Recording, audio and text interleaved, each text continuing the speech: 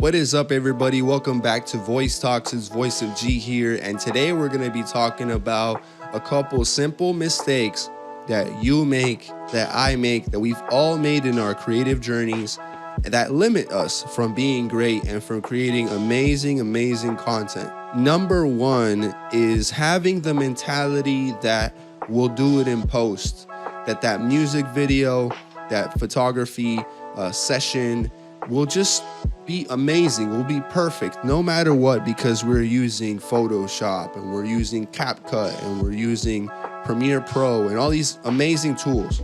I believe in Murphy's Law. Anything that can go wrong will go wrong. If you don't prepare for a rainy day, the rainy day comes, you didn't bring an umbrella, what happens? You get soaked, your camera equipment gets all messed up. I mean, it's that easy, it's that simple to break down that first mistake. Number two, I've done it myself, especially early on in my creative career, doing podcasts like these, talking, with the wrong settings on the microphone. And what happens? You finish that podcast, you finish that interview, great interview, you dap up the artist, you leave, you go home, time to edit, and the sound quality is terrible. It was always like something about like, is that an ice cream shop? Is that? Yeah. Is that? We'll be right back, guys. Sorry. One thing I've been using as of late, if I do any kind of outdoor shooting and I need to grab some sound, is I'll grab one of these. This is a Synco transmitter, basically a microphone, Bluetooth microphone that you can attach anywhere, on your body to make sure you have good, clean sound. Today we're using a regular, XLR microphone, and that's perfect for the opportunity to record and grab audio inside a room. Like today, I'm doing this out of my bedroom. But if we're outside somewhere and I'm doing interviews and I'm doing something like that, it's a little bit more noisy, I might need one of these, especially if I'm on the go. And this is something that's lightweight that you can get for like $100, depending on what your budget is. Number three in this instance, not white balancing your shot.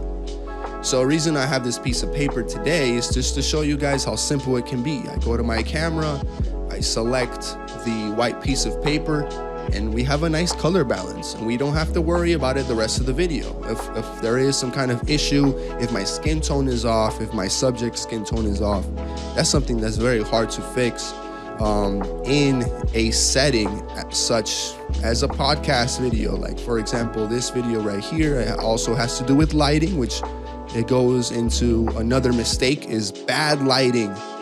This is a perfect example right here of bad lighting.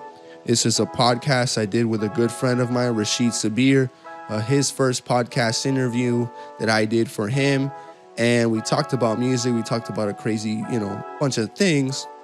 But the sunset happened, right? We started the interview around 6 or 7, that golden hour. By 8 o'clock, the sun went down. And unfortunately, I had to use a post-production tool in Premiere Pro to boost up the ISO, making the final cut, the final shot, making it look grainy, making it look kind of off-putting. I recently had a great music video with Rashid Sabir.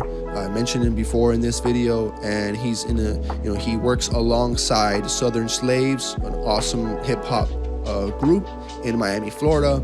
And we had something, it was a 2-day shoot.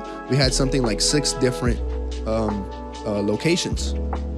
Some of it was run and gun. Some of it was ideas that I ran by the artist, and then they decided, okay, I want to do this. Okay, I don't want to do that.